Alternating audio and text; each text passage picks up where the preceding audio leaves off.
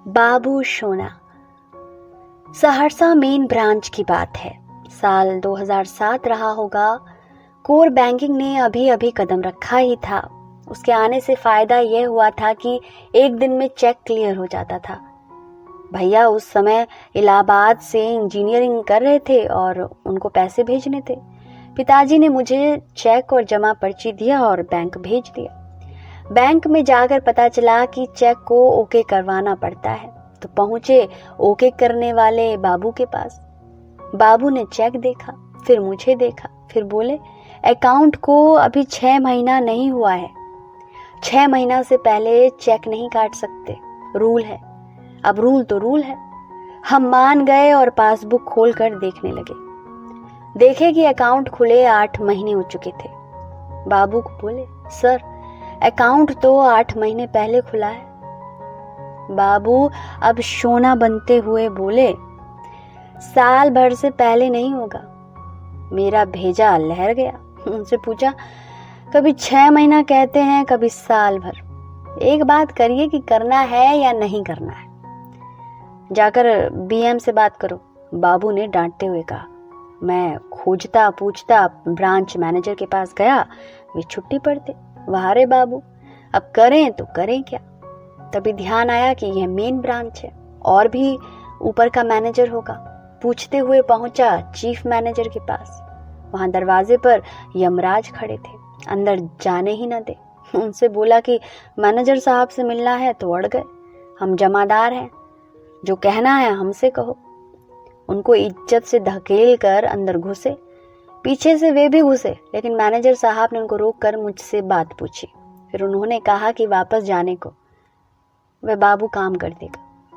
बाबू के पास पहुंचे तो वो रिसीवर को क्रेडल पर रख रहा था। मुझे देखते ही चेक लिया और ओके कर दिया। Green point. केरल शिक्षित राज्य तो है, लेकिन रूढ़िवादी भी है। जब पटना से कालीकट पहुंचा तो कहीं ना कहीं मन में यह था कि लड़कियां अच्छी अच्छी देखने को मिलेंगी। ईमानदारी से कहूं तो हॉट लड़कियों को देख पाने की उम्मीद थी। परंतु जब कालीकट पहुंचा तो शहर से गुजरते हुए लड़कियां नीरस सलवार सूट में नजर आई। थोड़ी निराशा हुई। फिर लगा कि सुबह के 7 बजे वे हॉट लड़कियां जगी थोड़ी ही होंगी। खैर, कॉलेज ज्वाइन किया और यदा कदा उन हॉट लड़कियों की तलाश में शहर जाने लगा। शहर में सैकड़ों की भीड़ में एकाध लड़की जीन्स टी शर्ट में दिखती थी। उन एकाध लड़कियों को देखने से पता चल जाता था कि वे उत्तर से हैं। दक्षिण में सूखा पड़ा था, कहीं हरियाली दिखे ही नहीं। पूरे कालीकट में कहीं हरियाली दिखती थी तो वह था कॉलेज का बस स्टॉप। उस बस स्टॉप का नाम ही मैंने रख दिया था ग्रीन पॉइंट। आज भी बहुत से लड़के उस बस स्टॉप को ग्रीन पॉइंट के नाम से ही जानते हैं और यह भूल चुके हैं कि यह नामकरण किसने किया था।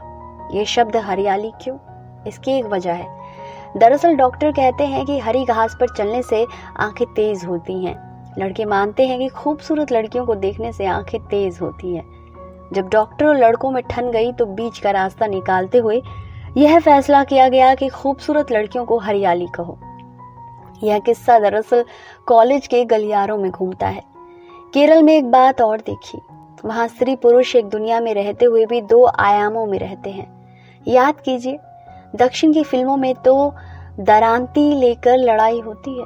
वह दरांती असल में घास काटने का औजार है। किसी मैदान में देखिएगा कि एक तरफ कुछ मर्द घास काट रहे हैं तो दूसरी तरफ कुछ औरतें घास काट रही हैं, लेकिन आपस में कोई संवाद नहीं हो रहा है। कहाँ तो मिथिला के खेतों में चलता हंसी मजाक और कहाँ केरल के खेतों में छाया सन्नाटा। स्त्री पुरुष का यह भेद वहां की बसों में भी खूब नजर आता है। बसों के आगे का दरवाजा स्त्रियों के लिए तो पीछे का दरवाजा पुरुषों के लिए आरक्षित है। इसी तरह बस के अगले हिस्से में लड़कियां खड़ी रहेंगी तो बस के पिछले हिस्से में लड़के। जब कभी हमें कॉलेज से शहर की तरफ जाना होता तो भगवान से मनाते कि भरी हुई बस ना हो। भरी हुई बस होती तो लड़कियां आगे और लड़के पीछे स्टफ कर दिए जाते।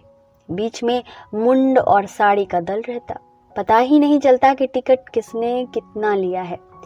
बाद में हमने अनकहा नियम बना लिया कि जाने का टिकट लड़के लेते थे और आने का टिकट लड़कियां लेती थी। डॉक्टर प्रवीण झा लिखते हैं कि नीदरलैंड में यदि आप बस से जा रहे हो और आपके बगल की सीट खाली हो तो किसी लड़की को देखकर मुस्कुराने का मतलब है कि वह आपके बगल में आकर बैठ जाएगी। सोचता हूँ कि उधर ही होता तो मेरे हंसमुख चेहरे को देखकर लड़कियां ही लड़कियां बैठती साथ में। खैर, यदि आप दिल्ली या पटना के किसी बस में बैठे हो और आपके बगल में सीट खाली हो तो कोई लड़की आकर आराम से बैठ जाती है और आपको देखती तक नहीं है। केरल में मामला उलट जाता है। आपके बगल में सीट खाली हो तो भी लड़की आपके साथ नहीं बैठेगी। अगर आपने उसे देखकर मुस्कुरा दिया तो वह मुंह फेर लेगी। गलती से आपने उसे बैठने कह दिया तो वह थोड़ी दूर सरक लेगी। उनके इस व्यवहार का फायदा हम लोग खूब उठाते थे। कॉलेज लौटते समय जब बस आती थी तो हम लड़के लोग तेजी से जाकर डबल सीट में एक एक सीट पर बैठ जाते थे और अपने साथ की लड़कियों का इंतजार करते थे। कोई मलयाली पुरुष आए तो बस उसे इशारे से रोक देना था। स्त्री तो आने से रही। हमारे साथ वाली लड़कियां बाद में आराम से घुसती थी और स्थानीय लड़कियों के सामने गर्वीली चाल से चलती हुई अपनी पसंद की सीट पर बैठ जाती थी। पिछली कंपनी में मेरे ही कॉलेज से पढ़ा हुआ एक मल्लू लड़का था जिसने मुझसे 1 साल पहले कंपनी ज्वाइन की थी। वह भी टिपिकल मलयाली मानसिकता का था कि लड़कियों को नियंत्रण में रहना चाहिए, जोर से हंसना बोलना नहीं चाहिए, फला चिला।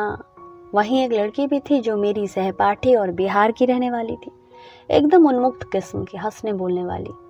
एक बार मैं उसे चिढ़ा रहा था, इतना चिढ़ा दिया कि वह थप्पड़ मारने दौड़ी। इसी बीच एक तेलुगु लड़के ने उसे टोक दिया।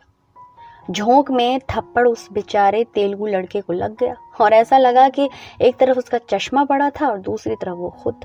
थप्पड़ की आवाज सुनकर पूरा ऑफिस देख रहा था और मैं पेट पकड़कर हंस रहा था। वो तो खैर अलग मुद्दा है।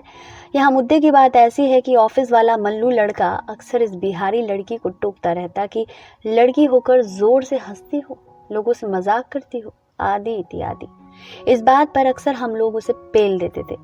इसी बीच प्रिया प्रकाश की नैन मटक्का वाली वीडियो आई। वह मल्लू लड़का बड़े जोश में यह दिखाने आया कि वह वीडियो उसके स्कूल में शूट हुआ था। मैंने वीडियो देखा और पूछा, तुम्हारे स्कूल में लड़कियां ऐसे खुलेआम आंख मार रही हैं, कुछ तमीज वगैरह है या नहीं? उस दिन के बाद उसने कभी किसी लड़की के हंसने बोलने पर सवाल नहीं उठाया।